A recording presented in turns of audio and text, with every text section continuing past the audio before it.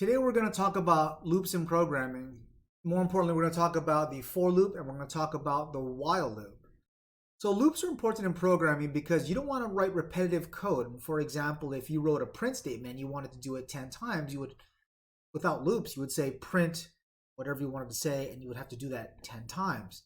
And in the past exercises that we've done, we haven't used any loops yet because I wanted you to understand the basic context of how code works. But now we're going to start simplifying things by using a loop. So why don't we look at the screen now and we can do some demonstrations. So we have two main types of loops. And we'll start with the for loop first. So let's look at how it would look if you didn't have a for loop. So if we have a new file, and we have a new programming file, new Python file, save as, we'll save as Python test, or Python loop.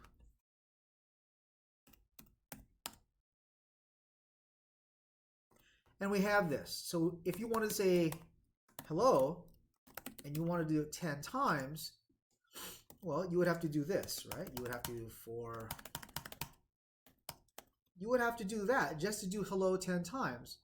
But that doesn't seem like a good use of space, and I think that's pretty repetitive. So let's talk a little bit about the for loop. So the for loop works as such. We would say for, and we need an iterator, so we need a counter. So we would say maybe X, or we use the letter I. We'll say for I in range. Now range is an important one. When we say range, we're saying that we need to have a starting point and we need to have an ending point. And so the range function can be used to create a list of numbers ranging from a starting number up to the number just before the ending number. And if you recall, like in our lessons where I teach you how to count in code, we count at the number 0. So 0 is the first thing, and then we work our way up to the last thing. So if I said 0, 5, yes, you're still calling 5 things, but we're going 0, 1, 2, 3, 4. So in our code, we'll give it a range of 0 through 5, and we'll make it say something 5 times. So we go 0, 5, and then we just put the colon here. And then now we have a code block. And so what are we going to do? Well, if I is our iterator and I is saying how many times we're going to count, then we're just going to put our code block after the iterator. So we say print hello. So what's going to happen is we're going to say for I in range 0, 5, and we're going to print hello 5 times. So why don't we run this now, and you'll see what I mean. It goes hello, hello, hello, hello, and hello. It did it 5 times. The iterator, the letter I, is also a number. It's an integer. So if I said this, hello followed by I, and I ran it again, clear this out, I hit run, it'll say hello 0, hello 1, hello 2, hello 3, and hello 4. So having a for loop in Python is a real good way to iterate over a list of things. So remember that the I is a number, and we can call on that number to display things or to call things from a list. For example, if you have a list of food that had like apple, banana, pear, and you use the letter I, you would iterate 0, 1, 2, and you would call all those things in the list. So why don't we do that now? Okay, so now let's create a list of foods.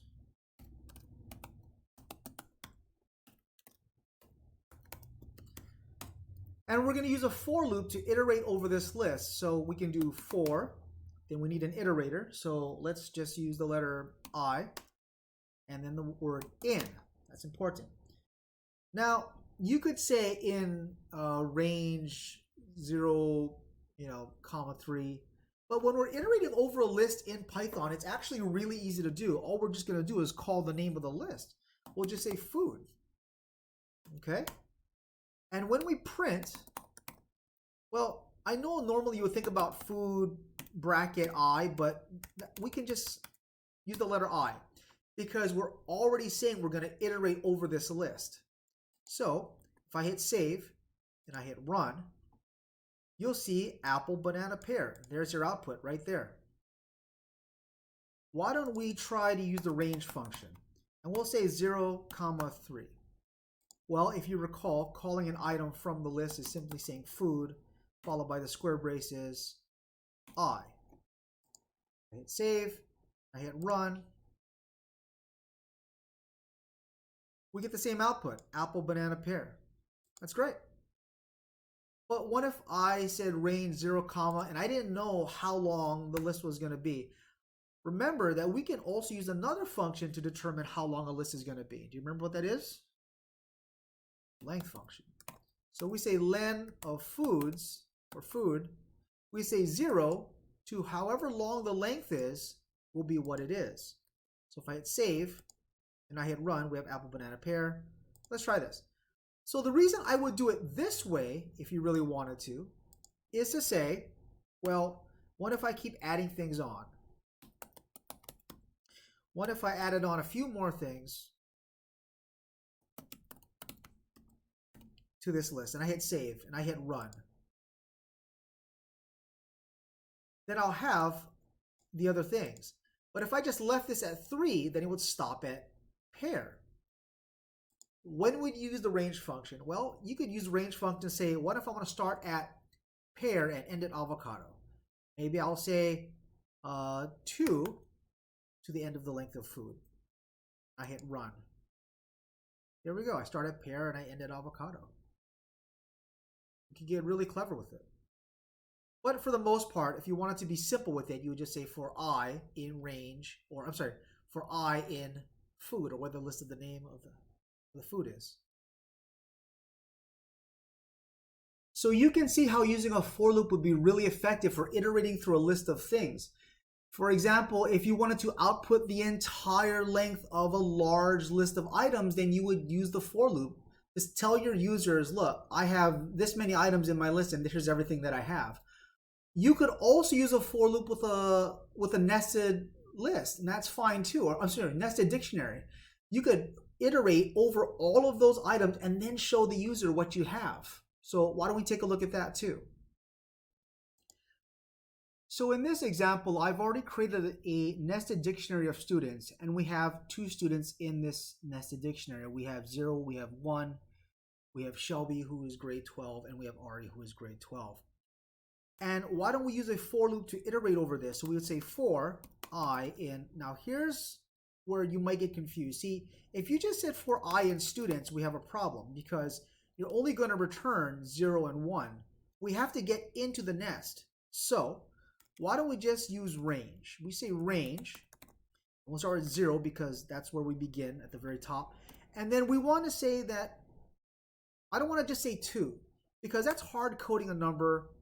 And if I add more things to this nested dictionary, then I'm not going to call anything past 2. So if you recall from previously in this video, we would say length of students. Okay? And now we can say print, well, I want to call the students by its iterator, and then I want to call their names. So I would just do that. I would say students I name. And if I ran this, you'll see I'll have Shelby and I'll have Ari. That's good. We can go a little further and say I want to call their grades too. So let's say name, comma, I'll say is in grade, I'll put comma again. And then I want to call the grade of the students. So I would, again, same thing. I would be students I grade. I hit save. I hit run. There we go. Shelby is in grade 12. Ari is in grade 12. So from your last exercise that I put on Classroom where I asked you to build this pizza restaurant and then I said, you know, go ahead and print everything out. The for loop is an easier way. It saves you a lot of time. And it's going to save you a lot of time, especially when you're trying to output a lot of data. You don't have to do print and then students and then name and print students grade, print students 0, 1, 2 or whatever. You don't have to do that. You can also see why using a for loop is awesome, and I just use 0 and 1. It's easier for me to understand. I think we talked about in the last video in a nested dictionary. It's easier for me to identify these things when I just say 0 and I just say 1. 0, 1, 2. You want to have this key value pair, and I think those are easier keys to use.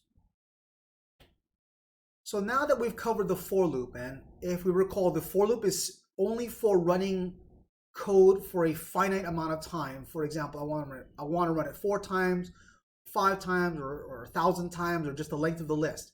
Those are finite numbers. So we need to now run a new kind of loop that will run continuously until we tell it to stop, or until certain conditions are met. And that's called a while loop.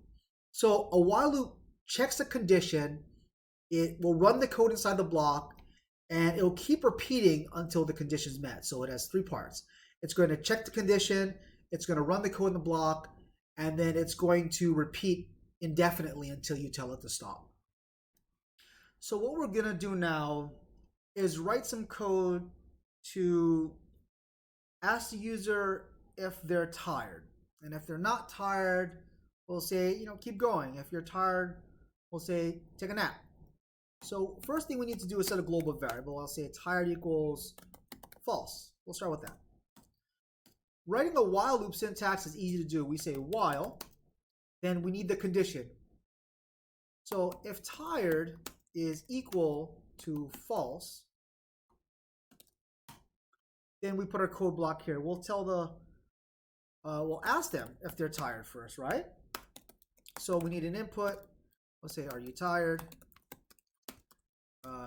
We'll say yes or no. And to keep simplicity's sake, we're going to capitalize their answer, and we're going to strip out any spaces they might have. So first we'll capitalize it, we'll L strip it and R strip it.